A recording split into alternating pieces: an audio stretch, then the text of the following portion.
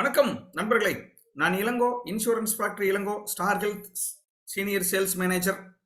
Friends, எல்லாத்துக்குமே எல்லா policy பற்றி தெரியும், குறைவாகவும் அதிகமாகவும். ரூல்ஸ் அண்ட் ரெகுலேஷன் தெரியும், ப்ரீமியம் கால்குலேட் போடுறது தெரியும், பேங்க்ல எப்படி இஎம்ஐ கன்வெர்ட் பண்ணுறதுன்னு தெரியும். ஆனால் எப்படி ஆரம்பிக்கணும், கஸ்டமர்கிட்ட எப்படி சொல்லணும், எதை முதல்ல ஆரம்பிக்கணும், எதை மிடில் ஆரம்பிக்கணும், எதை ஃபைனல் டச் பண்ணணும், இதை தெரிஞ்சுக்கணும். சினிமா மாதிரி தான் சார். ஃபர்ஸ்ட் இன்ட்ரோ இருக்கணும், கதைக்கான கருவை சொல்லணும், இடைவேளையில் ஒரு நல்ல ஒரு இன்ட்ரெஸ்டிங் பாயிண்டில் நிறுத்தணும், கிளைமேக்ஸில் ஃபினிஷ் பண்ணணும். ஃபர்ஸ்ட் எடுத்தோடனே கிளைமேக்ஸை போட்டு இன்டர்வலை விட்டு இன்ட்ரடக்ஷன் கடைசியில் கொடுத்தீங்கன்னா எப்படி இருக்கும்? இப்படி தான் சார் பாலிசி எக்ஸ்பிளைன் பண்ணுறதும். ப்ராப்பராக பண்ணிங்கன்னா எனக்கு தெரிஞ்சு ஒரு ஹெல்த் இன்சூரன்ஸ் பாலிசியை ஃபோன் ஆர் நேராக வைக்கிறதுக்கு 5 நிமிடம் போதும். அரை மணி நேரம் 3/4 மணி நேரமெல்லாம் பேச வேண்டிய அவசியம் இல்லை. 5 minutes only enough, phone or direct. இதைத்தான் நாம் இன்னைக்கு பார்க்க போகிறோம். எனக்கு தெரிஞ்சு நான் சக்சஸிவாக ஃபாலோ பண்ணுற ஸ்கிரிப்டை தான் இன்னைக்கு சொல்ல போகிறேன். எப்படி ஆரம்பிப்பேன், எப்படி சூஸ் பண்ணுவேன், எது சொல்லுவேன், எப்படி க்ளோஸ் பண்ணுவேன், இதை தான் நான் சொல்ல போகிறேன். திட் இஸ் அ ப்ரூவன் மெத்தட். நான் 23 வருடமாக இதான் பண்ணிட்டு இருக்கேன். மேபி நீங்கள் இதவே ஃபாலோ பண்ணணும்னு அவசியம் இல்லை. நீங்கள் ஏதாவது ஒரு சக்சஸ் ஸ்கிரிப்ட்னா என்ன சார், எப்படி பேசணும், எதை சொல்லணுங்கிறது தான் ஸ்கிரிப்டுங்க, வேற எதுவும் இல்லை. ஒரு சக்சஸ் ஸ்கிரிப்ட் நீங்க வச்சிருந்தீங்கன்னா, மேபி நான் சொல்றதுல ஏதாவது நல்ல பாயிண்ட் இருந்ததுன்னா உங்க ஸ்கிரிப்ட்ல ஆட் பண்ணிக்கங்க. இல்ல சார், எங்கிட்ட நல்ல ஸ்கிரிப்டே இல்லை சார், குழப்பமா இருக்கு சார் அப்படின்னா இந்த ஸ்கிரிப்டை ஃபாலோ பண்ணுங்க, உங்க ஸ்டைலுக்கு மாடிஃபை பண்ணிக்கங்க. நண்பர்களே, மறுபடியும் சொல்றேன், இன்சூரன்ஸ் பிசினஸ்ல இதுதான் பெஸ்ட் மெத்தட் அப்படின்னு எதுவும் இல்லை. மார்க்கெட்டிங்ல பொதுவாகவே மார்க்கெட்டிங்ல எது பெஸ்ட் மெத்தட்னு கிடையாது. உங்க ஸ்டைலுக்கு, உங்க ஃப்ளோ அல்லது உங்க கஸ்டமருக்கு எப்படி வேணாலும் நீங்க அப்படி சொல்லலாம். நான் சொல்றது நான் சக்சஸ் பண்ணியிருக்கிற மெத்தட். நீங்க இதை அப்படியே அடாப்ட் பண்ணலாம், அல்லது கொஞ்சம் கொஞ்சமா எடுத்துக்கலாம், அல்லது முழுசா எடுத்துட்டு உங்க உங்க ஸ்கிரிப்ட் வேணாலும் கன்டினியூ பண்ணலாம். Okay, how to start and க்ளோஸ்ங்க. ஸ்டார்ட் அப்படிங்கிறது எப்பவுமே எப்படி இருக்கணும் அப்படின்னா, ஒரு ஓப்பனா இருக்கணும்னு பண்ணேன். சும்மா இந்த மறைபொருளா பேசுறது, யாருக்கோ பாலிசி பேசுற மாதிரி பேசுறது, நோ. கிளியர். ஃபோன்ல இன்ட்ரடியூஸ் ஆகிறதா இருந்தாலும் சரி, நேரம் sir, I am Elango, 20 years experience, star ஹெல்த்ல authorised advisor, online advisor, consultant, mediclaim agent, என்ன வேணாலும் சொல்லுங்க. நான் உங்களுக்கு ஒரு நல்ல ஹெல்த் இன்சூரன்ஸ் பாலிசி சொல்ல போறேன். உங்ககிட்ட பாலிசி பத்தி ஒரு 10 நிமிஷம் பேசலாமா? டைரக்டா கேட்கணும். வேற ஏதாவது பேசிட்டு பேச்சோட பேசுறது இல்லை, டைரக்டா கேட்கலாம். You are a right to ask, health insurance இருக்கா இல்லையா, எவ்வளவு இருக்கு, அது சரியா தப்பான்னு கேட்கறதுக்கு உங்களுக்கு 100% உரிமை உண்டு. That is a insurance agent. So நான் என்ன பண்ணுவேன்னா டைரக்டா கேட்பேன், அல்லது அவங்களா கேட்கறாங்க, எப்படி வேணாலும். Okay sir, very good. First ஒரு சின்ன ஃபார்மலுக்காக எப்பவுமே ஓகே சார், நன்றி, உங்க ஏஜ் என்னன்னு தெரிஞ்சுக்கலாமா? ஓகே, ஏஜ் சொல்லுவார். சார் ஒய்ஃபோட ஏஜ் சார், குழந்தைங்களோட ஏஜ் சார், ஏஜ் முடிந்த அளவுக்கு கேட்கணும். 35, 45 அப்படின்னு அந்த ஸ்லாப் மாறுற ஏஜ்கள் சொன்னாங்கன்னா டேட் ஆஃப் பர்த் சொல்லுங்க சார், கரெக்டா பார்த்துக்கலான்னு சொல்லி கேட்டு வாங்கிக்கணும். அப்போ ஏஜையும் கேட்டுக்கணும். அடுத்தது, எல்லா இடத்துலையும் முக்கியமா தெரிஞ்சுக்க வேண்டிய விஷயம், சார் எங்க சார் ஒர்க் பண்றீங்களா, பிசினஸா சார், கேட்கணும். ஒர்க் பண்றாரு, பிசினஸ். இன்னொரு வாய்ப்பு இருந்தா ஒரு கேட்டு வச்சுக்கணும் முதல்லயே. ஏன்னா நம்ம அது என்ன காரணம் சொல்லணும் சார், சரியான டேட் ஆஃப் பர்த் ஏஜ் எல்லாம் இருந்தா நான் உங்களுக்கு கரெக்டான ப்ராடக்ட்டை சொல்லுவேன் சார், அதுக்காக தான் சார் ஏஜ் கேட்குறேன். ஓகே சொல்லுவார். அடுத்தது, ஒர்க் பண்ணுறீங்களா பிஸ்னஸா சார்? சார் ஒர்க் பண்ணுறவங்களுக்கு, பிஸ்னஸ் பண்ணுறவங்களுக்குன்னு தனித்தனி ஃபினான்ஸ் செக்மெண்ட் இருக்கும் சார், பிளானிங் இருக்கும் சார், நான் அதுக்கு தகுந்த மாதிரி ஒரு ப்ராடக்ட்டை சொல்கிறேன் சார், அதுக்காக தான் சார் கேட்குறேன். மூணாவது, வெரி இம்பார்ட்டன்ட், அவங்களுடைய ஃபினான்சியல் கண்டிஷன். எவ்வளவு சார் சம்பளம் வாங்குறீங்க? கண்டிப்பாக சொல்ல மாட்டார். எவ்வளோ சார் மாதம் சம்பாதிக்கிறீங்க? சொல்ல மாட்டார். ஒரு கேள்வி கேட்கலாம், சார் ஐடி ரிட்டர்ன்ஸ் தாக்கல் பண்றீங்களா சார்? எப்படி இன்கம் டாக்ஸ் ஃபைல் பண்றீங்களா சார்? எஸ் பண்றேன். Very good sir. இந்த பாலிசியில நீங்க அந்த பிரீமியத்தை முழுசும் கழிச்சுக்கலாம் சார், ஐடி பெனிஃபிட்டுக்கு யூஸ் பண்ணிக்கலாம் சார், அதனால தான் சார் கேட்டேன். ஐடியா ஏங்க நீங்க வேற அப்படி சொன்னாருன்னா 20,000 25,000 கீழே சம்பாதிக்கிறாருன்னு அர்த்தம். அந்த அளவுக்கு இன்னும் வரல அப்படின்னா 35,000 40,000 சம்பாதிக்கிறாருன்னு அர்த்தம். கேட்டுட்டு very good sir, okay sir, no problem sir, டக்குன்னு வந்துடும். அப்போ ஃபைனான்சியல் தெரிஞ்சிட்டீங்க, ஏஜ் தெரிஞ்சிட்டீங்க. வாய்ப்பு இருந்தால் ஒரு 60 வயசு 55 வயசுலாம் சொன்னாங்கன்னா, ஆனால் ஏதாவது மெடிக்கல் ஏதாவது மெடிசன் எடுத்துட்டு இருக்கிறீங்களான்னா, சமீபத்தில் ஏதாவது சர்ஜரி அது மாதிரி எதுவும் பண்ணியிருக்கீங்களான்னா, ஒருவேளை ரொம்ப கிரிட்டிக்கலான சர்ஜரி ஏதாவது பண்ணால் டைம் வேஸ்ட் பண்ணாதீங்க. அதை உடனே அந்த பேப்பர்ஸ் வாங்கிக்கங்க. பாலிசி கொடுக்க முடியுமா முடியாதாங்கிறத தெரிஞ்சுட்டு பாலிசி ஆரம்பிங்க. கேன்சர் வந்திருக்கும், இப்போ தான் ட்ரீட்மெண்ட் போயிட்டு வந்திருப்பார், அல்லது ஹீமோல் இருப்பார், டயாலிசிஸில் இருப்பார். அவர்கிட்ட பயங்கரமா பேசி எக்ஸ்பிளைன் பண்ணிட்டு கடைசியில் அப்படியா பண்ண முடியாது சார் சொல்லக்கூடாது. ஃபர்ஸ்டே முடிஞ்ச அளவுக்கு ஒரு பேசிக் விவரத்தை வாங்கிங்க, ஒரு 1 or 2 மினிட்ஸ்க்குள்ள, அவ்வளவுதான். சரி, இப்போ நான் சொல்ல போறேன் எப்படி ஸ்டேட் பண்றதுன்னா, ஃபர்ஸ்ட் அதனோட முக்கியத்துவத்தை கொடுக்கணும் சார். நீங்க என்ன சொல்ற மாதிரி இருந்தாலும் வை, எப்பவுமே இன்சூரன்ஸ் பாலிசி விற்கிறதுக்கு முன்னால ஏன் அந்த பாலிசி அவர் வாங்கணும்னு அவருக்கு புரிய வைக்கணும். அந்த பொருள் ஏன் அவருக்கு வாங்கணும், உங்களுக்கு வாங்கல, அவருக்கு தான் வாங்க போறாரு சார். ஹெல்த் இன்சூரன்ஸை ஏன் வாங்கணும்னு நான் ஃபர்ஸ்ட் சொல்றேன் சார். சார், முடியாம உடம்பு முடியாம அடிபட்டு ஹாஸ்பிட்டலுக்கு போனா 90% ஆஃப் த பீப்புள் அசட்டை விற்கிறாங்க சார். சார் அப்படி இருக்கக்கூடாது. ஹாஸ்பிட்டலுக்கு போனால் ஹாஸ்பிட்டல் கார்டு இருக்கணும். 20,000 ரூபாய் கட்டி 25,000 ரூபாய் கட்டி 10 லட்ச ரூபாய் ஏடிஎம் கார்டை நான் உங்களுக்கு கொடுக்குறேன் சார். ஏடிஎம் கார்டில் பணம் இருந்தால் தான் 10 லட்சத்தை நீங்கள் ஸ்வைப் பண்ண முடியும். ஆனால் 25,000 ரூபாய் 30,000 ரூபாய் கட்டினீங்கன்னா நான் 10 லட்ச ரூபாய் ஏடிஎம் கார்டை நான் உங்களுக்கு கொடுத்துட்றேன், நீங்கள் ஸ்வைப் பண்ணிக்கலாம். சொத்தை வைக்க வேணாம் சார். அதுக்கு தான் சார் ஹெல்த் இன்சூரன்ஸ். சார், ஒன்னா நீங்க ஹாஸ்பிட்டல் போயிட்டு பணம் இல்லைன்னா 10 வருஷத்தை சேமிப்பு அவன் காலி பண்ணிடுவான். இல்லைன்னா அடுத்த 10 வருஷத்துக்கு இஎம்ஐ கட்டணும் சார். பர்சனல் லோன் வாங்கணும், இல்லைன்னா லோக்கல்ல கடன் வாங்கணும். வேற எதுக்காக வச்சிருந்த பணத்தை எடுக்கணும் சார். பையனுக்கு ஒரு சீட் போட்டு வச்சிருப்பீங்க, ஒரு பேங்க்ல பேலன்ஸ் வச்சிருப்பீங்க, அல்லது ஒரு நகையா வாங்கி வச்சிருப்பீங்க, குழந்தை கல்யாணத்துக்கு வீடு கட்டலான்னு வாங்கி வச்சிருப்பீங்க. அந்த கோலுக்கு இருக்கிற பணத்தை செலவு பண்ண வேண்டியது இருக்கும் சார். இன்னைக்கு மெடிக்கல் கண்டிஷன் அப்படிதான் சார் இருக்கு. நம்ம லைஃப் ஸ்டைல், நம்ம சாப்பிட்ற ஃபுட்டு எல்லாமே மாறிடுச்சு சார். ஹெல்த் இன்சூரன்ஸுங்கிறது இன்னைக்கு அவசியம் சார். அது இல்லாமல் இருந்தால் கட்டாயம் மாட்டிப்பேன் சார். நீங்களே உங்கள் ஃப்ரெண்ட்ஸு ரிலேட்டிவ்ல உங்களுக்கு புரிஞ்சிருக்குன்னு நினைக்கிறேன்னா கட்டாயம் எல்லாத்துக்கும் ஒரு எக்ஸ்பீரியன்ஸ் இருக்கும். எஸ்ஸும்பார், அந்த எஸ்ஸுங்கிற வார்த்தை கேட்டு தான் அடுத்தது போகணும். ஆனால் நீங்கள் முதல்ல இந்த மெடிக்ளைம்னா என்ன, இதுல எதெல்லாம் வரும் எதெல்லாம் வராது, what is covered not covered அப்படின்னு நீங்க தெரிஞ்சுக்கணும். நானும் உங்களுக்கு இதெல்லாம் தெளிவா சொல்லிடணும்னு நினைக்கிறேங்க. ஏன்னா அப்பதான் நம்மளுக்கு ஒரு பெட்டர் ரிலேஷன்ஷிப் இருக்குங்க. என்னோட எக்ஸ்பீரியன்ஸ் அல்லது என்னோட ஸ்டைல் எப்படின்னா, நான் எப்பவுமே எதெல்லாம் வராதுங்கிறத தான் முதல்ல சொல்லுவேன். ஏன் தெரியுங்களா சார், கஸ்டமருக்கு ஒரு பாண்டிங் வரணும் சார். போன உடனே பாலிசி எடுத்து பேப்பர் எடுத்து சார் கைக்கு போடுங்க sir. Sir 3,660 sir monthly. Sir 34,500 ரூபாய் சார். எடுத்தோடனே கொட்டேஷன் சொல்லாதீங்க. அது விற்பனை செய்யறதுக்கு அவரை நீங்க நிர்பந்தம் பண்ற மாதிரி இருக்கும். அவர்கிட்ட நிறைய சந்தேகம் இருக்கும். எது வரும் எது வராது, அவங்க ஃப்ரெண்ட்ஸ்க்கு ஏதாவது பிரச்சனையா இருக்கு, இதெல்லாம் சொல்லுவார். அப்ப அவருக்கு அதெல்லாம் ஒரு வாய்ப்பை கொடுக்கறதுக்காக நாமளே என்ன சொல்லணும், ஆனா நான் கம்ப்ளீட்டா சொல்லிடுறேன். என்ன சொல்லுவேன், நான் எல்லாம் கிளியரா சொல்லிடுறேன்னா அப்பதானே பெட்டர் ரிலேஷன்ஷிப்னா அவர் என்ன பண்ணுவாரு, மைண்டை ஓப்பன் பண்ணிக்குவார். ஓ, பையன் வந்து விற்பனை செய்யறதுக்காக வரல, விஷயம் சொல்றதுக்காக வந்திருக்கார். That is a right point. அப்படிதான் ஆரம்பிக்கணும். நான் என்ன சொல்லணும்னு ஒரு படி போய் ஃபர்ஸ்ட் நாட் கவர்ட்னா நான் எதெல்லாம் வராதுன்னு நான் உங்களுக்கு சொல்லிடணும். ஏன் அப்படின்னா, கிடைக்காத விஷயத்த நான் எதுவும் பண்ண முடியாதுன்னு இன்சூரன்ஸ் கம்பெனியோட ரூல். அதனால எதெல்லாம் கிடைக்காதுங்கிறது நான் உங்களுக்கு சொல்லிட்டேன்னா நீங்களும் ரெடியா இருப்பீங்க. ரெடியா இருப்பீங்க மீன்ஸ் நீங்களும் மென்டலிக்கா ரெடியா இருப்பீங்க. நாளைக்கு ஒரு ஹாஸ்பிட்டல் போனதுக்கு அப்புறம் வராது சார்னு சொன்னா நீங்க ஃபீல் பண்ணுவீங்க சார். ஆனா வராதுங்கிறத எப்படி சொல்றோம்னா, இன்சூரன்ஸ் கம்பெனில 3 வெயிட்டிங் பீரியட் வச்சிருக்கோம்.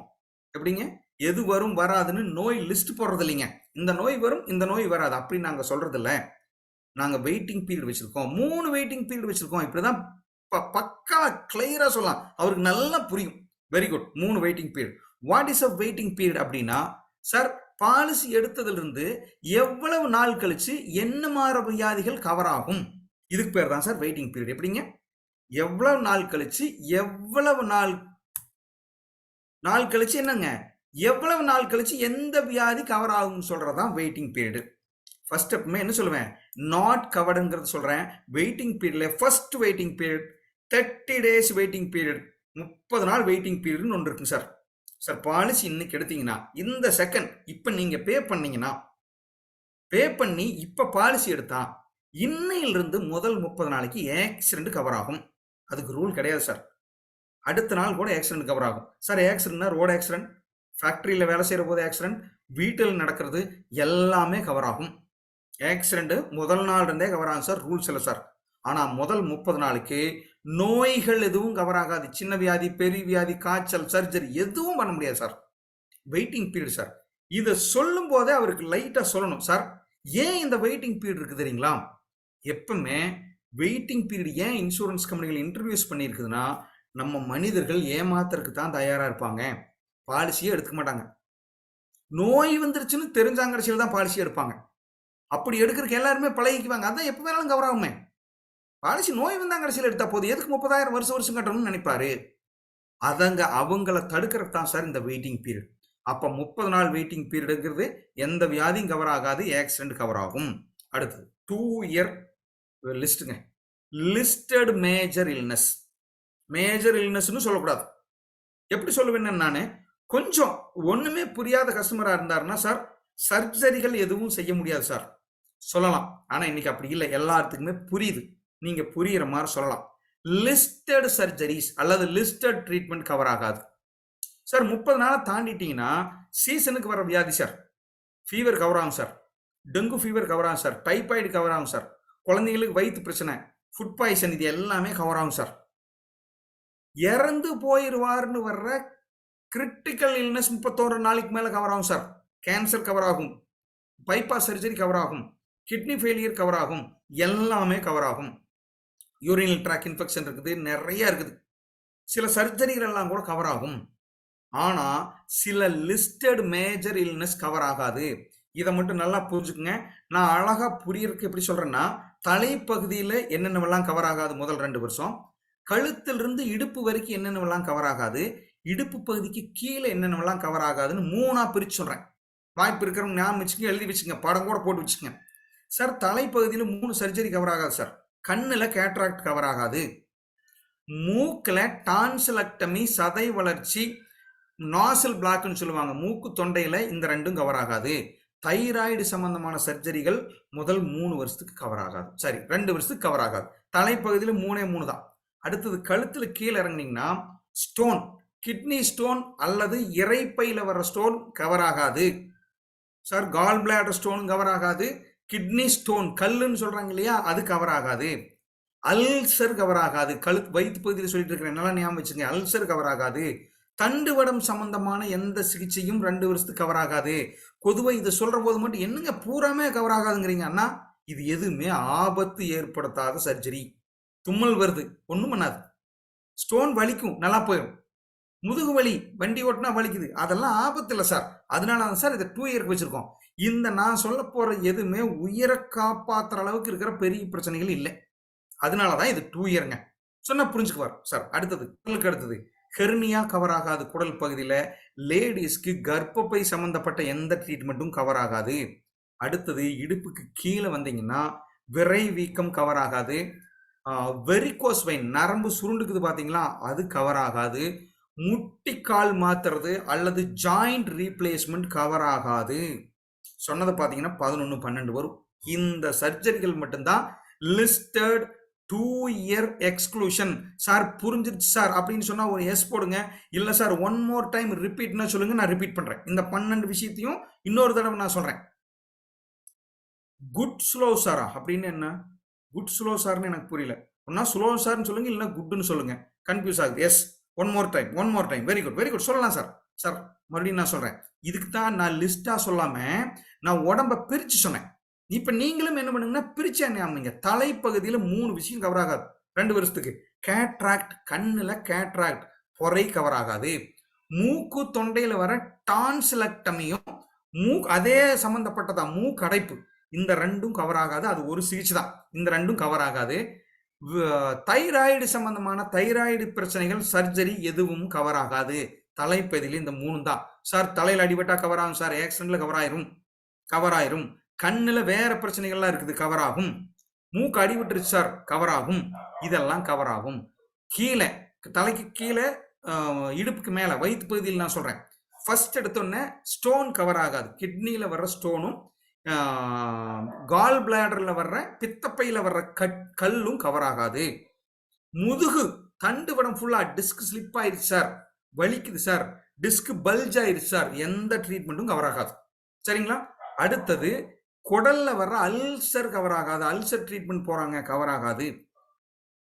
குடல் இறக்கம் ஹெர்னியா சொல்லுவாங்க, இது கவர் ஆகாது. லேடிஸ்க்கு மட்டும் கர்ப்பப்பை ரிமூவ் பண்றது, கட்டி எடுக்கிறது, கிளீன் பண்றது எதுவும் கவர் ஆகாது ஃபர்ஸ்ட் 2 இயருக்கு. அடுத்தது கீழே இடுப்பு பகுதியில் பைல்ஸ் கவர் ஆகாது. பைல்ஸுக்கு 2 இயர். ஏன் அதெல்லாம் ஒன்றும் பண்ணாது சார், ஆபத்தில் சார். முதல்ல சொல்லணும் கஸ்டமருக்கு, சார் ஆபத்தில்லாத சர்ஜரி சார், 2 இயர் வெயிட் பண்ணணும் சார், கவர் ஆகாது. அடுத்தது கீழே வெரிகோஸ் வெயின் கவர் ஆகாது சார். காலில் நரம்பு சுருண்டுருச்சு சார், வெரிகோஸ் வெயின் கவர் ஆகாது. ஜாயிண்ட் ரீப்ளேஸ்மெண்ட், மூட்டு வலி கவர் ஆகாது. நண்பர்களே, இந்த 11 சிகிச்சைகள் மட்டும்தான் வராது. விரைவீக்கம் அதுவும் கவர் ஆகாது. இந்த 11 ட்ரீட்மெண்ட்டை தவிர மற்ற எல்லாமே 31 நாள்ல இருந்து கவர் ஆகும் சார். இது 2 வருடத்துக்கு அப்புறம் கட்டாயம் கவர் ஆகும். இதுதான் சார் என்னதுங்க உங்களுக்கு நான் சொல்ல வேண்டியது. 1 மினிட் நண்பர்களே. தம்பி அம்மா கூப்பிட்டுக்கோ, நான் கிளாஸ்ல இருக்கேன். இன்னொரு கொஞ்ச நேரம் கழிச்சு கூப்பிடுறேன் நண்பர்களே. So this is a very very important. So நண்பர்களே, என்னன்னா இந்த 2 வருஷத்துக்கு அப்புறமா ஒரே ஒரு விஷயம் கேட்டுக்கணும் சார். ஏற்கனவே மாத்திரை சாப்பிட்றீங்களான்னு ஒரு தடவை முதல்லயே கேட்டிருந்தீங்கன்னா சார், 3ஆவதா ஒரு ரூல் இருக்கு sir, 3 year waiting period sir. ஏற்கனவே இருக்கும் வியாதிகளுக்கு சார் அந்த ரூல்ஸ் உங்களுக்கு கவர் ஆகாது சார். ஏன்னா உங்களுக்கு எந்த பிரச்சனையும் இல்லை. எப்படி இருந்திருந்தா அதை மட்டும் என்ன சொல்லணும்னா, ஐயா பிபி இருக்கு, சுகர் இருக்கு, அல்லது வேற ஏதாவது சர்ஜரி பண்ணியிருக்காங்க, இதெல்லாம் சொல்லியிருந்தாருன்னா அந்த பர்டிகுலர் பிரச்சனைக்கு மட்டும் 3 வருஷம் கவர் ஆகாது சார். எப்படிங்க 3 வருடம் கவர் ஆகாது. பர்டிகுலர் பிரச்சனைக்கு மட்டும் என்னங்க 3 வருஷம் கவர் ஆகாது. நண்பர்களே நல்லா புரிஞ்சுக்குங்க. 30 நாள் வெயிட்டிங் பீரியட் சொன்னேன், 2 இயர் வெயிட்டிங் பீரியட் சொன்னேன், 3 வருஷம் வெயிட்டிங் பீரியட் சொன்னேன். இதுதான் சார் மெடிக்ளைம்ல கவர் ஆகாத விஷயம். சொல்லிட்டு நண்பர்களே, எப்பவுமே கவர் ஆகாதுன்னு ஒரு 4-5 விஷயம் இருக்குன்னா அதையும் நான் சொல்லிடுறேன் சார். இதெல்லாம் தெளிவாக சொன்னீங்கன்னா கஸ்டமர் அழகாக அண்டர்ஸ்டாண்ட் பண்ணிக்குவாங்க. 6 விஷயம் இருக்கு சார். ஸோ இதை மட்டும் சொல்லுங்க, மற்றதெல்லாம் போட்டு கன்ஃபியூஸ் பண்ணுறோம். ஆல்வேஸ் நோ, எப்பவுமே கவர் ஆகாது சார் அப்படின்னு சொல்லிட்டு அழகா சொல்லுங்க சார். சூசைடு கவர் ஆகாது, காஸ்மெட்டிக் சம்பந்தமான அழகு சம்பந்தமான எதுவும் கவர் ஆகாது, ரூல்ஸ் வயலேஷன் கவர் ஆகாது. அப்படின்னு என்ன, ட்ரிங்க் அண்ட் டிரைவ். எப்படிங்க ட்ரிங்க் அண்ட் டிரைவ்ல வண்டி ஓட்டுறது, டிரைவிங் லைசன்ஸ் இல்லாமல் வண்டி ஓட்டுறது, ரூல்ஸ் வயலேஷன் இது எப்பவுமே வராது சார். சைல்டு பர்த் சில பர்டிகுலர் பாலிசியில் மட்டும்தான் சார் கவர் ஆகாது, கவர் ஆகும். மற்ற பாலிசியில் கவர் ஆகுது sir. Generally child birth cover ஆகாது சார். ஒன்லி டெஸ்ட் மட்டுமே பண்ணுறேன் சார், அட்மிட் ஆகி பண்ணுறேன் சார், ஃபுல் பாடி செக்அப் பண்ண சார், வராது சார், கிளைமுக்கு வராது சார். பிலோ 24 ஹவர் கீழே ஓபி பார்த்துட்டு வர்றீங்க, ப்ரொசீஜரும் பண்ணலை, வெறும் கன்சல்டேஷன் டெஸ்ட் மட்டும்தான் பண்ணிட்டு வந்திருந்தீங்கன்னா கவர் ஆகாது சார். இந்த 3ம் எப்போ கவர் ஆகாது சார். சொல்லிட்டு ஐயா, நான் கவர் ஆகாத விஷயத்தை உங்களுக்கு நிறைய சொல்லணும்னு நினைச்சேன், கிளியரா எக்ஸ்பிளைன் பண்ணிட்டேன். அடுத்தது என்ன வரும்னு சொல்றேங்க, ரொம்ப கிளியரா சொல்லலாம் சார். ஹாஸ்பிட்டலுக்கு உள்ள போனதுலேருந்து வெளியே வர்ற வரைக்கும் அனைத்து செலவுகளும் கவர் ஆகாது. சிகிச்சைக்கு சம்பந்தம் இல்லாதது என்ன சார், ஃபுட்டு அட்டன் பண்றவர் அட்டன் பண்ணியிருப்பாங்க, ஹெல்ப்புக்கு இருப்பாங்க, அவங்க சாப்பிட்ற காஃபி, டீ, கூல்ட்ரிங்க்ஸ் இது கவர் ஆகாது. எது கவர் ஆகாது? இதை தவிர மற்ற எல்லாம் கவர் ஆகும். எப்படி லிஸ்டே போடலாம் sir. X-ray, scan, medicine, special doctor, room rent, nursing charge, மாத்திரை, மருந்து, scan, x-ray, special doctor, surgeon, anaesthetist, என்னென்னவெல்லாம் ஹாஸ்பிட்டலில் உங்கள் ட்ரீட்மெண்ட் ரிலேட்டடாக வருதோ அனைத்தும் கவர் ஆகும். இதுதான் சார் மெயின், எல்லாமே கவர் பண்ணும் சார். சொல்லிட்டு பர்சன்டேஜ் கேட்பான் சிலர், எவ்வளவு பர்சன்டேஜ்னு சொல்ல முடியுமா? ஐயா பர்சன்டேஜில் சொல்லணும்னா எப்பவுமே ஒரு சேஃப்டியா ஒரு 90% கவர் ஆயிரும் சார். 10% ஏ கிளாஸ் எல்லாம் போனீங்கன்னா ஹாஸ்பிட்டலில் 10லேருந்து 15% டிடக்ஷன் வரலாம். ஏன்னா அவங்க நான் மெடிக்கல் நிறைய போடுவாங்க. ஏன்னா அவங்களோட ஸ்டாண்டர்ட். ஒரு பேஷண்ட் அட்மிட் ஆனார்னா பெட்ஷீட், தலகினி இதெல்லாமே மாற்றணும்பா. இதெல்லாம் மாற்றுற போது சிலதெல்லாம் வரும். சில கிளவுஸ் ஐட்டம் எல்லாம் நிறைய ஸ்டெர்லைஸ்டு நிறைய யூஸ் பண்ணுவாங்க, அதெல்லாம் வரும். C class and B class ஹாஸ்பிட்டலில் 90% வரைக்குமே உங்களுக்கு கிளைம் வந்துடும் சார். சொன்னால் அப்படி சொல்லுங்க. Covered item. இன்னொரு ரொம்ப முக்கியமான விஷயம், ப்ரீ அண்ட் போஸ்ட். சார் இன்னைக்கு pre and post equal to inpatient செலவாகிறது வரும். ப்ரீ அண்ட் போஸ்ட்னா ஒன்றும் இல்லைங்க, ஹாஸ்பிட்டல் அட்மிட் ஆகிறதுக்கு முன்னால என்னென்னவெல்லாம் பில்லு செலவு பண்றாரோ அதெல்லாம் ப்ரீ ஹாஸ்பிட்டல். போறாரு, ஒரு உடம்பு சரியில்லைன்னு டெஸ்ட் பண்றாங்க, 2 நாளைக்கு முன்னால எதுவும் இல்லை, 2வது நாள் கழிச்சு மறுபடியும் டெஸ்ட் எடுக்கிறாங்க, 3வது நாள் டெஸ்ட் பண்ற போது தான் தெரியுது அதை அட்மிட் பண்ணி பார்க்குற அளவுக்கு. அப்போ 3 நாளா செலவு பண்ண பில் இருக்குது இல்லைங்களா, கட்டாயம் இதுக்கு பேரு ப்ரீ ஹாஸ்பிட்டல் பில்லு. இதை கிளைம் பண்ணிக்கலாம். ஹாஸ்பிட்டலுக்கு அட்மிட் ஆகிறதுக்கு முன்னால சில பாலிசியில் 30 நாள் 60 நாள் இப்படி இருக்கு. அப்போ இதை நீங்க சொல்லணும் சார், ஒரு 2 மாசத்துக்கு முன்னாடி இருக்கிற பில்லை கூட நீங்க வாங்கிக்கலாம் சார். அடுத்தது ஹாஸ்பிட்டலுக்குள்ள போயிட்டீங்க சார். ஹாஸ்பிட்டலுக்குள்ள இருக்கிறது என்ன பண்றோம், கேஷ்லெஸ்ல கிளைம் பண்ணி கொடுத்துறோம் சார். ஹாஸ்பிட்டல் இருந்து வந்ததுக்கு அப்புறம் ஹாஸ்பிட்டல் செலவெல்லாம் வராம இருக்குமா? இல்ல, வரும். அடுத்தது சில பாலிசியில 90 நாள் இருக்குது, 6 மாசத்துக்கு கொடுக்குற பாலிசி எல்லாம் இருக்கு சார். அதுக்கு பேர் போஸ்ட் ஹாஸ்பிட்டல். டெஸ்ட் பண்றதுக்கு வர சொல்லுவாங்க, ரிவ்யூ பார்க்கறதுக்கு வர சொல்லுவாங்க, ரெடி ஆயிடுச்சான்னு மறுபடியும் ஒரு தடவை எக்ஸ்ரே எடுத்து பார்ப்பாங்க, பிளட் டெஸ்ட் எடுத்து பார்ப்பாங்க, இப்படி நிறைய இருக்கும். அப்ப போஸ்ட் ஹாஸ்பிட்டல்ங்கிறது என்னங்க? டிஸ்சார்ஜ் ஆனதுக்கு அப்புறம் இருக்கிற செலவு, அதையும் கவர் பண்ணுவோம். நண்பர்களே, இதுதான் மெயின் சார். சார் இப்ப லேட்டஸ்டா நிறைய பாலிசியில ரீஸ்டோரேஷன் வந்துருச்சு சார். சார் 10 லட்ச ரூபா பாலிசி வச்சிருக்கீங்க, எதிர்பாராத விதமா ஒருத்தருக்கு பாலிசி எடுத்து 6வது மாசத்துல ஒரு மேஜர் ஆக்சிடென்ட், பணம் ஃபுல்லா காலி ஆயிடுச்சு, 10 லட்சம் முடிஞ்சிருச்சு. ஃபேமிலியில 4 பேர். நீங்க என்ன சார் நினைப்பீங்க? முடிஞ்சது சார் நினைப்பீங்க. இல்லை, எப்பவெல்லாம் 0 ஆகுதோ இம்மீடியட்டா ஒரு சம் அஷ்யூர்ட் வந்துரும், பணம் கட்ட வேண்டாம். யாருக்கு? அந்த காலி பண்ணவர் எந்த நோய்க்கு காலி பண்ணாரோ அது கிடைக்காது, மற்றதெல்லாம் கிடைக்கும். மிச்சம் இருக்கிற 3 பேருக்கு 100% கிடைக்கும். அப்ப என்ன பண்ண வேணாம், நீங்க பாலிசி முடிஞ்சிருச்சுன்னு எப்பவுமே பயப்பட வேணாம் சார். ஆனா அந்த காலி பண்ணவருக்கு அந்த வியாதிக்கு அந்த 10 லட்சம் தான். நிறைய பேர் என்ன பண்றாங்க தெரியுங்களா? சார் 10ல 1 கோடி எதுக்கு சார் பாலிசி, 10 லட்சம் பாலிசி எடுத்துக்கலாம் சார், மறுபடியும் வர வர வர வர அதுதான் ரீஸ்டோர் ஆகுமே சார். ஆகாது. ஒருத்தருக்கு ஒரு தடவை அது கிளைம் பண்றதுக்கு மட்டும் 10 லட்சம் தான் வரும். அவர் முடிச்சிட்டாருன்னா 14 லட்சம் பில்லு வருதுன்னா 4 லட்சம் அவர் கட்டி போட்டு தான் வரும். அடுத்த மனிதர் போனார்னா அந்த 10 லட்சம் இன்னொரு ரீஸ்டோர் ஆச்சு இல்லையா, அதை யூஸ் பண்ணிக்கலாம். இப்ப அது மாதிரி வசதி வந்துருச்சு sir. Sir no claim bonus வந்துருச்சு சார். இந்த வருஷம் கிளைம் பண்ணலையா, பயப்படாதீங்க. உங்களுக்கு கை காசு போயிருச்சுன்னு ஃபீல் பண்ண வேண்டாம். அடுத்த வருடம் என்ன ஆகுங்க, உங்க சம் அஷ்யூர்ட் அதிகமாகும். நீங்க பணம் கட்டுறது அதே 10 லட்சத்துக்கு தான் பணம் கட்டுவீங்க. ஆனா எப்படி போனஸ், நீங்க அங்க போய் பாத்தீங்கன்னா அந்த பாலிசி 12 லட்சமாவோ 15 லட்சமாவோ மாறி இருக்கும். 5 லட்ச ரூபாய் ஃப்ரீயா கொடுப்போம் சார் போனஸா. அது மட்டும் இல்ல சார், ஃப்ரீ பாடி செக்அப் கிடைக்கும். பெரியவங்க பாடி செக்அப் பண்ணிக்கலாம், லிமிட் இருக்கும் சார், ஒவ்வொரு பாலிசிக்கு இருக்கு, அதை நான் சொல்றேன் சார். அப்ப கிளைம் பண்ணாம இருந்தா என்ன ஆகும்? சம் அஷ்யூர்ட் ஆட் ஆகும். இன்னொரு விஷயம், போனஸ் ஆட் ஆகும். போனஸ் ஆட் ஆகுங்கிறது சம் அஷ்யூர்ட் ஆட் ஆகும். ஃப்ரீ பாடி செக்அப் பண்ணிக்கலாம். இதுதான் சார் விஷயம். இந்த ரெண்டும் இப்ப add on sir.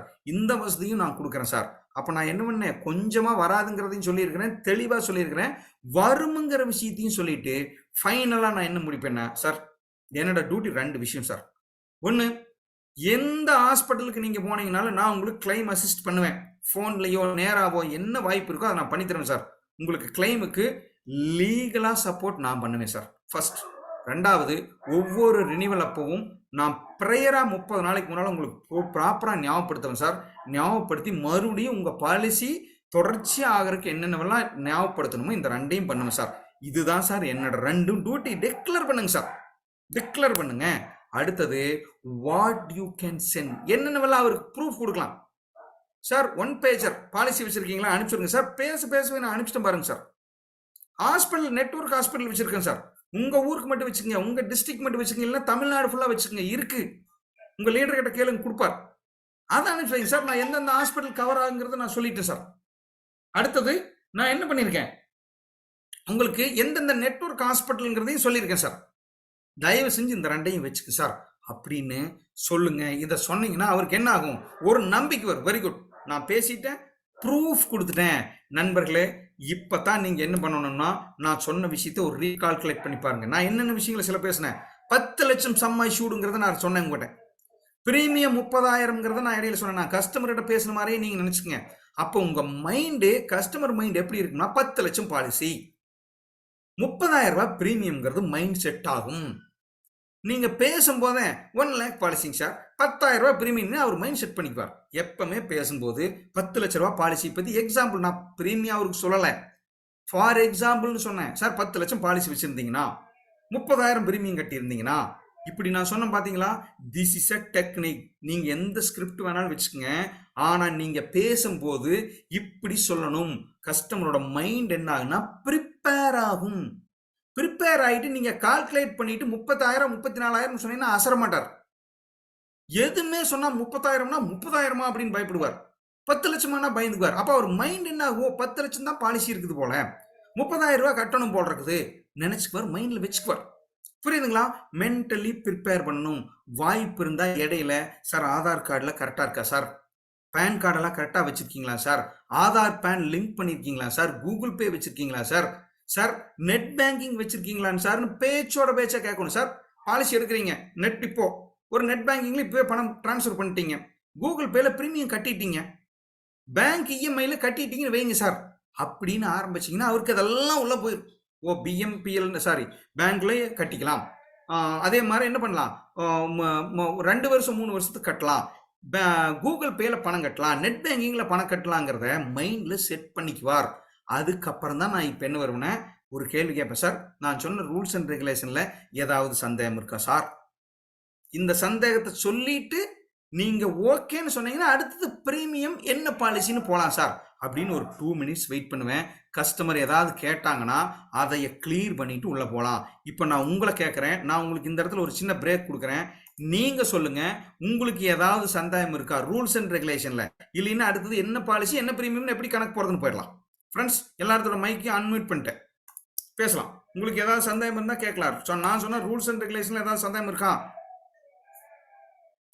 Sir? Covered not covered no time explain பண்ணுங்க சார். தலைவரே 3 தடவை சொல்லிட்டேன், இருந்தாலும் உங்களுக்காக சொல்றேன். கவர்டு என்னென்னவெல்லாம் கவர்டு, உள்ள போனதுலேருந்து வெளியே வர வரைக்கும் அனைத்தும் செலவாகும். நான் மெடிக்கல் வராது, சிகிச்சைக்கு சம்மந்தம் இல்லாத எதுவும் வராது. அன்கவர்டு அதாவது எதெல்லாம் வராது, வெயிட்டிங் பீரியட் 3 வெயிட்டிங் பீரியட் இருக்குது. 30 நாளைக்கு எதுவும் கவர் ஆகாது, ஆக்சிடென்ட் மட்டும் கவர் ஆகும். 31வது நாள் இருந்து சில பர்டிகுலர் சர்ஜரிகள் கவர் ஆகாது. பிரிச்சு சொல்லலாம். தலையில 3 மூக்கடைப்பு, கண்ணுல கேட்ராக்ட், இங்க வர்ற தைராய்டு வராது. உடம்பு பகுதியில் கிட்னி ஸ்டோன் வராது, கால் பிளாடர் ஸ்டோன் வராது, அல்சர் வராது, பெண்களுக்கு கர்ப்பப்பை சம்பந்தமான ட்ரீட்மெண்ட் வராது, ஹெர்னியா கவர் ஆகாது, முதுகு சம்பந்தமான தண்டுவட சிகிச்சைகள் வராது. அடுத்தது பைல்ஸ் வராது. கால் பகுதியில் என்னதுக்கு நரம்பு சுருள்றது வெரிகோஸ் வெயின் கவர் ஆகாது. ஜாயிண்ட் ரீப்ளேஸ்மெண்ட் வராது. இதெல்லாம் வராது. பர்மனண்டா வராது. 4-5 ஐட்டம் இருக்கு. சூசைடு வராது, rules variation, drink and drive இதெல்லாம் எதுவும் வராது. 3வது என்னங்க, அழகுக்காக செய்யப்படுகிற சிகிச்சைகள் எதுவும் வராது. 24 hour கீழே அட்மிட் ஆனீங்கன்னா வராது. இதெல்லாம் வராது. பிரெக்னன்சி ஜென்ரலா வராது. சைல்டு பர்த் வராது. அதான் பிரெக்னன்சின்னு சொன்னேன். அப்புறம் சைல்டு பர்த்னு இங்கிலீஷ்ல சொல்றீங்க.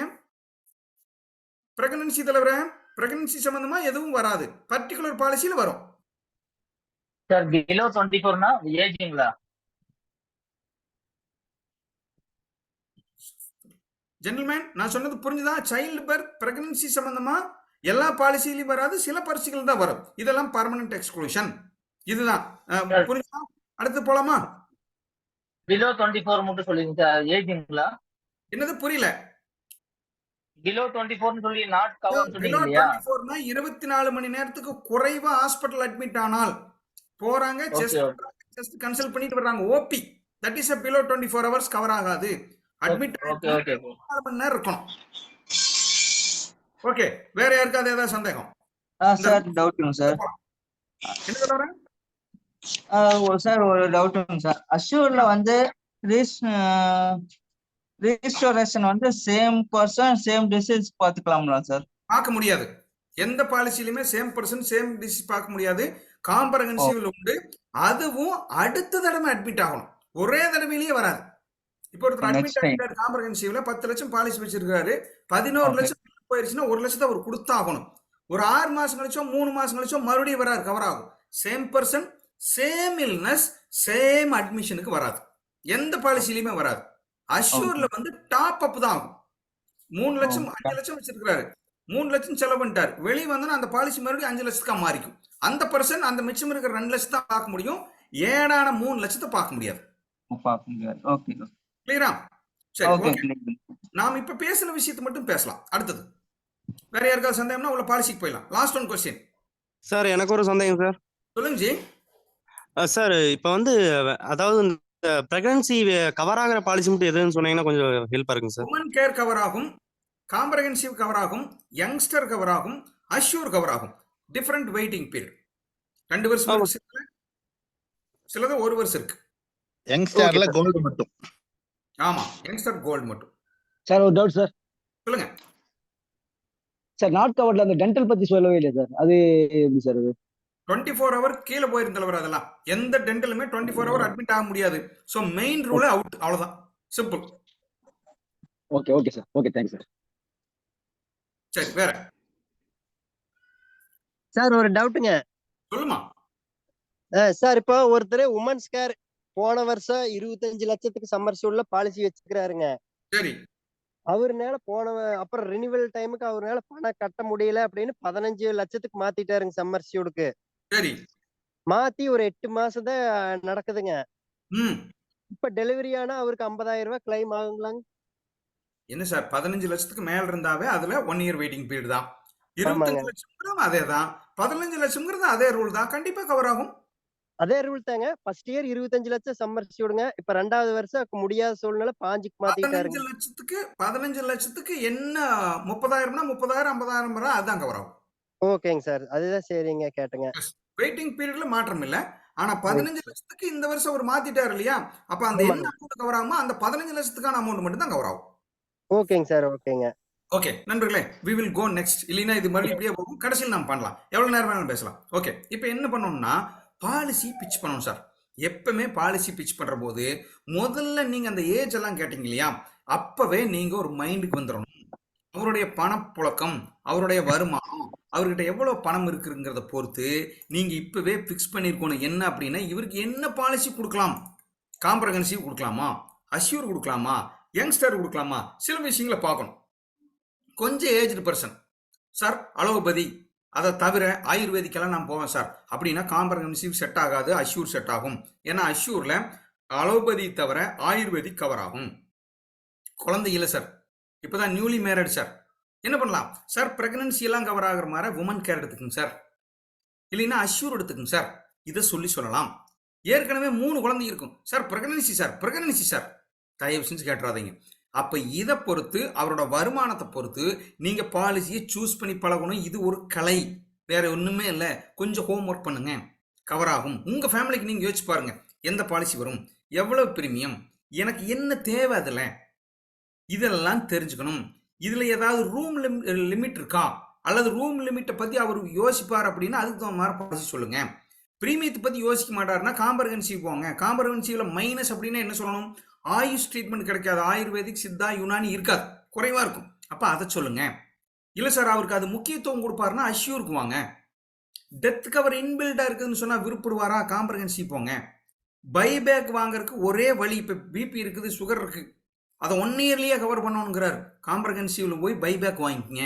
ஸோ கஸ்டமரோட தேவை, அதுக்கு தான் நான் முதல்ல கேட்ட கொஸ்டின், ஏஜ், வருமானம், ஏதாவது நோய் இருக்கா கேட்ட பாத்தீங்களா. இந்த கேட்டே நான் ஒரு ப்ராடக்ட் விட்டு முதல் எடுத்தேன்னா அந்த ப்ராடக்டை ரெக்கமெண்ட் ஆர்டர் வைஸ் ஹை எண்ட்ல இருந்து ஆரம்பிச்சு கீழே வரைக்கும் போகலாம். எடுத்தோன்னே ஒரு பாலிசி 2 பாலிசி ரெக்கமெண்ட் பண்ணுங்க போதும். சொல்லிட்டு அடுத்தது நான் என்ன பண்ணுவேன்னா சம் அஷ்யூர்டும் மோடும் எப்படி சார் செலக்ட் பண்றது சார், கஸ்டமருக்கு தகுந்த மாதிரி சொல்லணும். ஒரு ஸ்டெப் எப்பவுமே எச்சா சொல்லணும். உங்களுக்கே தெரியுது அவர் 5 லட்சம் தான் எடுப்பார், 10 லட்சம் தான் எடுப்பார், 30,000 தான் கட்டுவார்னா சார் 25 லட்சம் சார், 25 லட்சம் 3 இயர்ஸ் சார், எப்படி கால்குலேட் போட்டு காமிக்கிறது அப்படி கேட்டுக்கணும். அண்ணா 25 லட்சம் சம் அஷ்யூர்னா 75,000. ஒருவேளை நீங்க நினைக்கிறீங்க 75,000 சொன்னா அவருக்கு ஹார்ட் அட்டாக் வந்துரும்னு ஃபீல் பண்ணீங்கன்னா don't worry, 10 lakh 3 year, 5 lakh 3 year தான் ஆரம்பிக்கணும், அல்லது 2 lakh 2 இயர் ஆரம்பிக்கலாம். எக்காரணத்தை கொண்டும் எடுத்தோன்னே ஃபர்ஸ்ட் எடுத்தோன்னே 3 லட்சம் 1 இயர் ஆஃப் இயர்லி சார் சொல்லிட்டீங்கன்னா அதுக்கப்புறம் அவரை மாற்றவே முடியாது சார், உண்ணாகாது. நான் அடுத்த மெத்தட் சொல்லித்தரேன். இதை சொல்லிட்டு start 10 lakh comprehensive, 10 lakh assure, LDP 3 இயர்ல ஆரம்பிங்க. அவர் என்ன பாரு, ஐயோ என்ன தம்பி நீ 45,000 50,000 இதோட கம்மியா இல்லையா, ஆனா கம்மியா இருக்குண்ணா, 10 lakh போலாண்ணா அதே 3 இயர், 5 lakh போலாண்ணா 3 இயர், இல்லம்மா ரொம்ப முடியல அப்படின்னா அதுக்கு தான் இப்போ அட்டகாசமான ஒரு வாய்ப்பு வந்திருக்கு. ஏன்னா 45,000 ஏன்னா நீங்க ஃபீல் பண்றீங்க, பேங்க் ஆஃபர் இருக்கு, அவரோட பேயிங் கெப்பாசிட்டி அவர் சொல்றதை வச்சே கண்டுபிடிச்சிக்கலாம். நீங்க சம் அஷ்யூர்டை மாற்ற வேண்டாம், டேர்ம் 2 இயர் 3 இயரை மாற்றி 1 இயருக்கு ஆஃப் வேலிக்கு குவார்டர்லிக்கு 3 லட்சம் 2 லட்சத்துக்கு வராதிங்க. பிரீமியத்தை நிறுத்துங்க, அந்த இடத்துல 45,000 55,000 75,000 நிறுத்திட்டு அண்ணா ஒரு அட்டகாசமான வாய்ப்பு சொல்றேன், நான் சொல்றதை யோசிச்சு பாருங்க, கால்குலேட் பண்ணி பாருங்கண்ணா. அண்ணா பேங்க் ஆஃபர் இருக்குண்ணா, என்ன பேங்க்னா அக்கௌண்ட் வச்சிருக்கீங்க முதல்லயே கேட்டிருந்தீங்கன்னா அவருக்கு தெரியும், ஆமாம்மா கனரா பேங்க்ல இருக்குமா ஐசிஐசிஎல் இருக்குமான்னு சொல்லியிருந்தாருண்ணா அப்பவே நீங்க ஜட்ஜ் பண்ணலாம். ஆனா நான் ஒரு ஆஃபர் செக் பண்றேன். 75,000 பத்தி ஏன்னா கவலைப்படுறீங்க? டிவைடட் பை 12 போட்டுக்கினா ஒரு சின்னதா இன்ட்ரெஸ்ட் வரும்னா, மாசம் மாசம் கட்டிக்கினா. இப்ப பாலிசி எடுக்கணும், அடுத்த மாசம் 5ஆம் தேதியில இருந்தா டியூவே வரும்னா, 12 மாசத்துக்கு கட்டிக்கினா அடுத்த 24 மந்த் ஃப்ரீனா. சார் அழகா அடிக்கணும். 75,000 மனசுல நினைச்சிட்டு இருந்தவர் 6,000 ரூபாய்னா உடனே பண்ணுவார். உங்களுக்கு புரியுதா நான் சொல்றது? ஒரு எஸ் போடலாமா? இப்படிதான் பேசணும். நான் பாலிசி எதுன்னு புரிய வச்சுட்டேன். நவ் ஸ்டாப் இன் கேஎம்சி ஹாஸ்பிட்டல். சார் இதெல்லாம் நமக்கு பேச வேண்டிய பிரச்சனையே இல்லை. இதெல்லாம் கம்பெனிக்காரங்க பேசுறது, தனியா பேசலாம். கன்ஃபியூஸ் பண்ணாதீங்க. என்ன கிளாஸோ அதை மட்டும் கேளுங்க. ஓகே ஜென்டில்மேன், இப்போ எப்படி சொல்லணும்?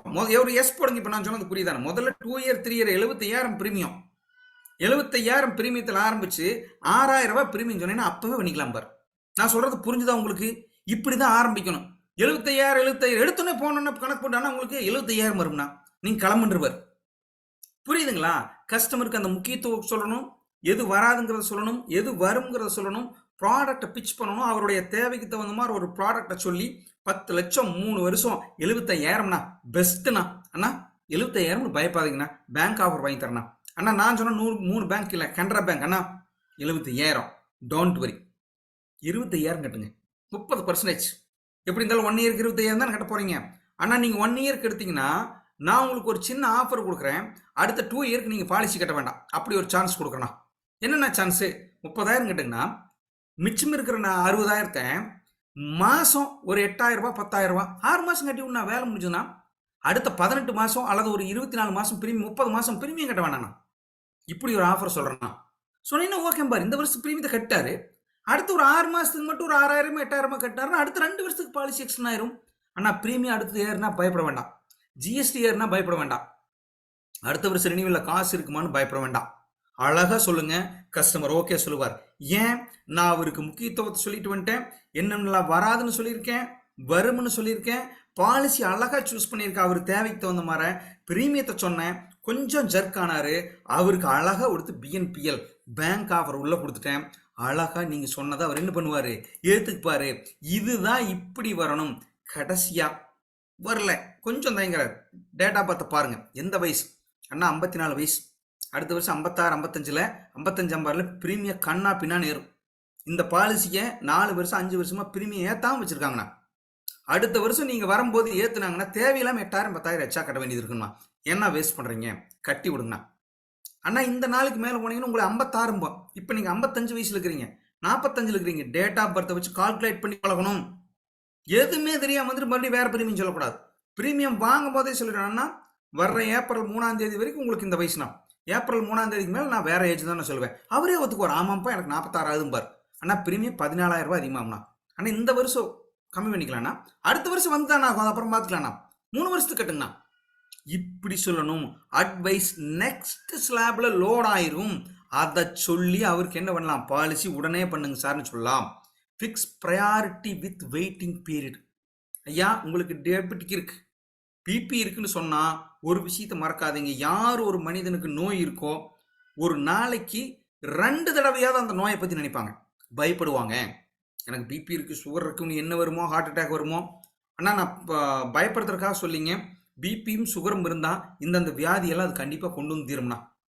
நான் உங்களை பயப்படுத்தலைங்க, நீங்க நல்லா இருக்கு 100 வருஷத்துக்கு. ஆனா சேஃப்டியா இருக்கும்னா இதுக்கு வெயிட்டிங் பீரியட் இருக்கு. இப்ப நல்லா இருக்கிறீங்க, இன்னைக்கு எடுங்க, 30 நாள் தாண்டிடலாம், 2 வருஷத்துக்கு தாண்டிடலாம், 3 வருஷத்துக்கு தாண்டிடலாம், இல்லை கொஞ்சம் காசு எக்ஸ்ட்ரா கொடுங்க. 1 இயர்ல வர மாதிரி பண்ணித்தரேன். 1 இயர் அழுங்காப்பல் முடிச்சிடலாம் சார். வெயிட் பண்ணி யோசிச்சு நோய் பெருசாகி ஹாஸ்பிட்டலுக்கு போற அன்னைக்கு வரக்கூடாதுன்னா நிறைய பேர் இப்படித்தானே தப்பு பண்றாங்க.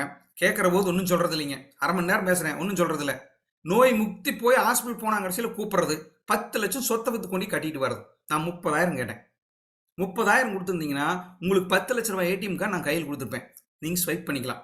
ஆனா விட்டு போட்டு நீங்க என்ன பண்றீங்க? அதிகமா கட்டுறீங்கன்னா பண்ணாதீங்கன்னா.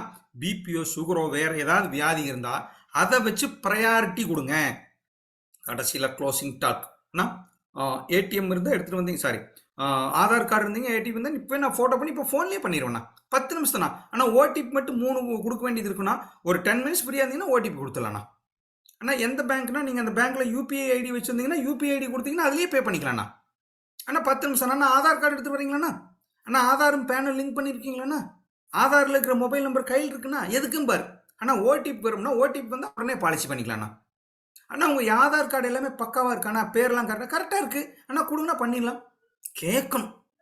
ஆனால் எப்படின்னா பண்ணிக்கலாம் அப்படின்னா பொங்கல் முடிஞ்சு பண்ணிக்கலாம் பாரு. இப்போ தான் பொங்கல் போச்சு, தீபாவளி முடிஞ்சு பண்ணிக்கலாம் பாரு. எப்போ பண்ணிடலான்னு கேட்கவே கூடாது. ஆனால் ஆதார் கார்டு எடுத்துருவானா பண்ணிடலாண்ணா. ஆனால் வாட்ஸ்அப்பில் அனுப்பிச்சுட்றீங்களாண்ணா 10 நிமிஷம் நான் லிங்க் அனுப்பிச்சுட்றேண்ணா. ஆனால் மெயில் பார்ப்பீங்களாண்ணா? ஆனால் வாட்ஸ்அப்ல இருந்து நீங்கள் பே பண்ணிடுவீங்களாண்ணா? ஆனால் நெட் பேங்கிங் வச்சுருக்கீங்களாண்ணா? கூகுள் பே இல்லாத மனுஷனே இன்னைக்கு இல்லை, எல்லாரும் வச்சுருக்கான். ஆனால் கூகுள் பேல இருந்தே பண்ணிக்கலாண்ணா. பணம் எனக்கு அனுப்பிச்சுட்றீங்களாண்ணா இல்லை நீங்களே பண்ணிக்கிறீங்களாண்ணா? ஆனால் செக்காண்ணா கேஷாண்ணா? இப்படி எல்லாம் கேட்டிங்கன்னா கேஷ்ன்றவர். எப்போ பண்ணிக்கலான்னீங்கன்னா பொங்கல்ன்றவர். சொல்லுங்கண்ணா மெதுவாக யோசிப்பார். தயவுசுன்னு சொல்கிறேன், க்ளோசிங் 3 தடவையாவது கேட்கணும். Ask 3 time closing. ஆரம்பத்துலேருந்தே க்ளோசிங் கேட்கணும். இப்படி கேட்டிங்கன்னா பக்காவாக பாலிசி க்ளோஸ் ஆகும். நண்பர்களே, உங்கள்கிட்ட நிறைய கேள்வி இருக்குன்னு நினைக்கிறேன். நான் என்னோட ரெக்கார்டிங் ஸ்டாப் பண்ணிக்கிறேன். உங்களுக்கு என்னென்ன சந்தேகம் இருக்குதோ அதெல்லாம் கேட்கலாம். தயவு செஞ்சு இந்த நிகழ்ச்சிக்கு சம்மந்தம் இருக்கிறவங்களுக்கு கேட்குறவங்களுக்கு ஃபர்ஸ்ட் ப்ரையாரிட்டி.